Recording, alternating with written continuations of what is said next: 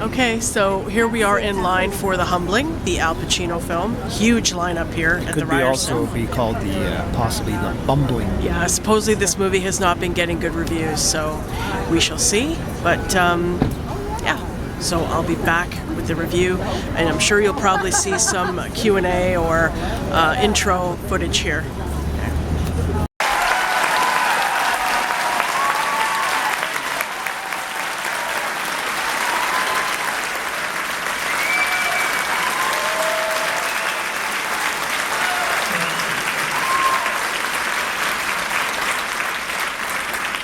Please welcome the director of The Humbling, Barry Levin.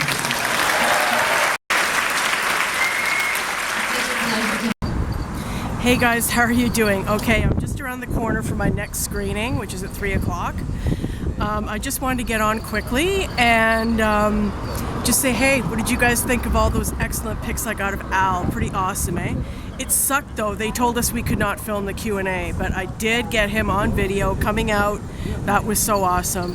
And as you saw, Greta Gerwig, his co-star, and director Barry Levinson were also there.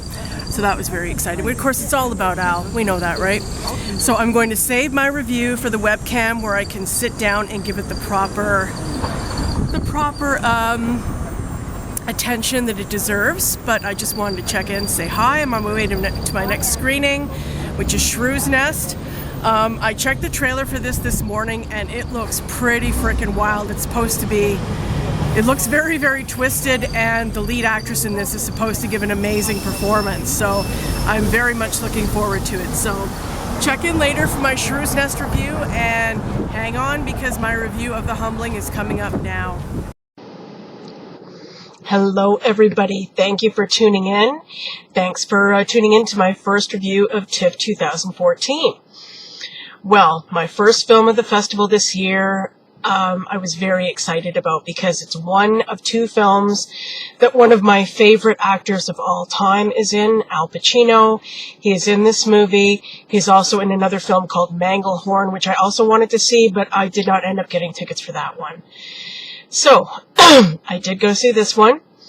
Co-stars Greta Gerwig, and it's directed by Barry Levinson. There was also quite a good supporting cast in this movie.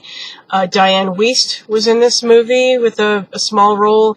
Dan Hedaya, I don't know if any of you guys will recognize that name, but he was in Blood Simple. He's a great actor, great character actor. He had a small part in this. And Charles Grodin played his agent, which was kind of cool. I like seeing Charles Grodin. I haven't seen him for ages.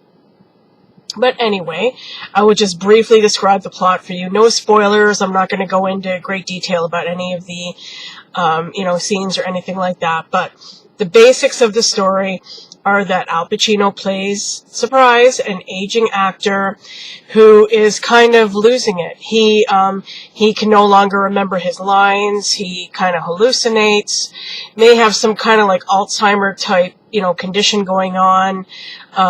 He just kind of like blanks out from time to time. And he has all these daydreams and stuff like that. But anyway, the main thing is that he can't remember his lines. So at the beginning of the movie, he's sitting in front of a mirror getting ready to go on stage, putting on his makeup and stuff like that. And he's reciting Shakespeare to himself in the mirror. That's one thing I really enjoyed about this movie, surprisingly enough, was I really enjoyed hearing Al Pacino say Shakespeare.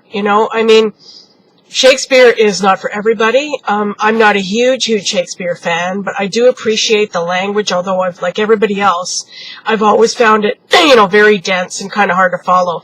But hearing him do it, hearing him recite it, gives a totally different spin on it, which I loved. It just made it completely comprehensible to me, the way he delivered it and the lines and everything. But anyway, that's beside the point. I just wanted to mention that. It's one of the things about the movie that I liked. Okay, so anyway, he's getting ready to go on stage, and he goes on stage after he has this daydream about getting lost and being locked out and, not being able to find his way on stage and blah, blah, blah. And then he just does like this, after he's finished reciting his lines, he just kind of does this swan dive and falls on his face in front of the audience on the floor. And so he has this big, mental breakdown, and he ends up going to this psychiatric hospital, or more like a kind of like, retreat for rich people, when they lose it. And he ends up getting treated by a psychiatrist there.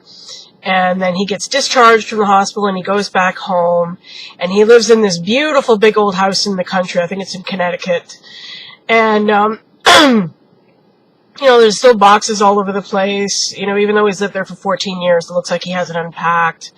And he's very disheveled looking, very dilapidated looking. He's wearing these long flappy coats and loose clothes, and his hair's always unkempt, and he's unshaven, and, he's older, so, he's getting up there in years.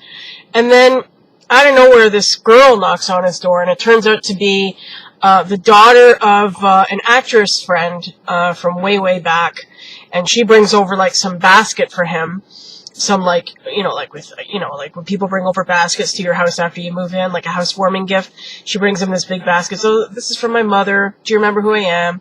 So, he invites her in, and, they talk and stuff like that. And she tells him, oh, did you know I had a crush on you back in the day when I was 8 years old? And he's, oh, you did? And, they're having this chit-chat, and he invites her to stay for dinner. And then the long and short of it is she comes on to him, she kisses him, and also tells him that she is a lesbian. Okay, and this is a young woman. She's in her, early 30s, I would say, right? So they begin this relationship. Okay, so that's what this movie is about. It's about the relationship between him and her, and his feeling like he cannot act anymore. Like, after he gets out of the hospital, he vows he's never going to go on stage again. He's finished with acting. He can't remember his lines. He doesn't feel he can do it anymore. And so, completely out of the blue, he embarks on this relationship with this young woman. Okay, so let me get to the chase here. Bottom line, there was zero minus zero chemistry between him and Greta Gerwig, the actress in this movie. Not only that, the plot is just so implausible. First of all, she's a lesbian to begin with. Second of all, she's this young woman, and she, comes over, oh, I want a relationship with you. It's completely, 99% implausible. What are the chances of that happening, And this guy, Al Pacino's character in this movie, looked so down and out, looked so exhausted, looked so, weary. Sex would have been the last thing on his mind, yet he starts this relationship with this young girl, this young woman. I just could not buy it, and much as I love Al Pacino, and much as I generally enjoyed seeing him in this movie was just not, no, I don't know why he chose to do this movie. It's based on a book by Philip Roth, which I had not heard of and not read, obviously. He said he had read the book. They came out and did a Q&A afterwards, which they told us we could not film, which I was like, what? Since when? I never heard that before. I've never heard anybody say at a TIFF screening you could not film the Q&A, but at this one, apparently, you could not film the Q&A. But they did allow us to take pictures, which I would have anyway. But anyways. And I could have filmed the Q&A, too, if I wanted to, because nobody was coming up. Some guy, I was taking pictures, and one of the ushers came over and said, by the way, did you know you can't film in here? And I'm like, yeah, I'm just taking pictures. But, I could have been filming the whole thing, and what's he gonna do, But anyway. Yeah, so, this film was just so aimless, and, a review that had been written about it said that it was uneven. Completely uneven. Yes, I totally agree with that. It was just, it wasn't that interesting to begin with, this guy's, an aging actor at the end of his career. How compelling is that, really? For a 2-hour movie? How much can you sit there and watch a guy say, oh, I just, I feel so lost because I can't, perform my craft anymore. I can't, remember my lines. Okay, yeah, that might work for half an hour, but for 2 hours, it kind of gets old. Pardon the pun. And, yeah, I just really, I don't know why they did this. And Barry Levinson is a major director, I enjoyed Al. He's one of these guys. He's one of these actors. My God. He's a legend. He is a legend.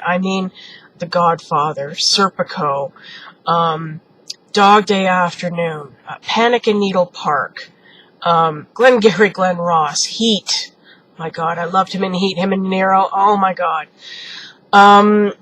He's been in so many great films, and I grew up with this guy. I grew up with this guy watching his movies in the 70s. And when you grow up, when you get to know somebody's like body of work like that, they almost become kind of like a friend, It's almost like reading a favorite author. You get that same feeling about when you read an author that you really enjoy. You kind of bond with them, right? And you kind of feel like they're so familiar to you. They kind of feel like friends to you. So even though I didn't like this film, I couldn't help but kind of enjoy him in it because I have an affection for him, I've got this bond with Al Pacino, I love him. I love the majority of his movies. And, so it's kind of like pulling teeth to get me to say something terrible about it, but I have to say that this movie was really, really, really average and flawed, and the worst thing about it was like the relationship between him and her. And Greta Gerwig, she's a very good actress. I really enjoyed her acting. There was nothing wrong with her acting. I enjoyed her character even. Her character was this very, very independent, kind of feisty young woman, aggressive, assertive, knows exactly what she wants, very intelligent. She's a professor. She's in her early 30s and she's a professor. I liked her character, but it just was not plausible to me that a woman like this would just come over to this aging actor's house that she knew in her childhood and throw herself on him and say, I want to have sex with you, and she's a lesbian to boot, obviously bisexual for the time being while she's with him. But then one of her old lovers shows up. Yeah, there's all these quirky little scenes. Like, it's basically a comedy. Like, it's I guess comedy drama, but there's a lot of comedic scenes in it. And some of them were really, really hilarious. Like, there's a couple of scenes where, he's fallen on the ground and he's hurting his back and he's having all these spasms, and it was hilarious. It was really, really comical, There were a lot of scenes like that. Like I said, it was enjoyable watching him, but just this movie as a whole just did not do him justice. Did not do him justice at all. And, I don't know, I guess they thought it would work. I guess, I don't know how the book is. I don't know how good of a book it is. I guess that's subjective, different people like different books, right? But obviously they thought it was worthy of making a movie adaptation of. They got a major director, major actor, to star in it. It just didn't work. It just did not work. And, but, it wasn't a total loss because of him. I think Al Pacino could paint or do wallpaper, and I would enjoy watching him, no matter how, flawed the movie is. But, it would have been nice to see. I know you can never recreate those old roles that he did, way back when he was in his prime. And I couldn't help but think when I was watching this movie, since it's about an aging actor, how much of it reflected, Al Pacino himself, right? Feeling like he's kind of almost at the end of his career. I hope not. Please God. Hope he still keeps working for many, many years. But, I couldn't help thinking that when I was watching this movie. And, yeah, I just, I gotta give this one a thumbs down. I cannot say that I recommend this movie. I would not recommend it.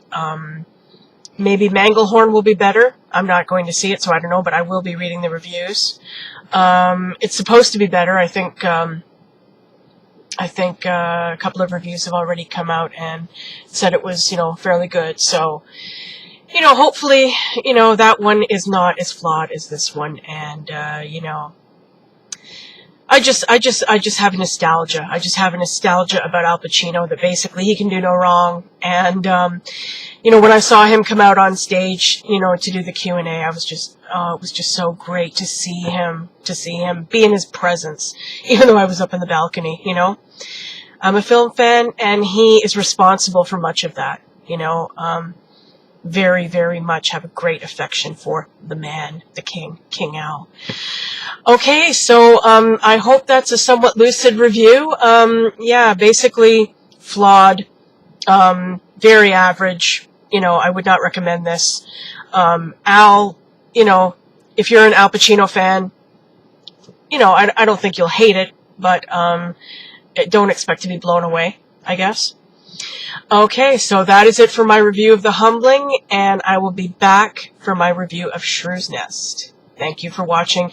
I'm going to be posting photos that I took at the screening. I got some great shots of Mr. Owl and Greta Gerwig and Barry Levinson there, so I'll be posting them right here. Okay, thanks for watching, guys.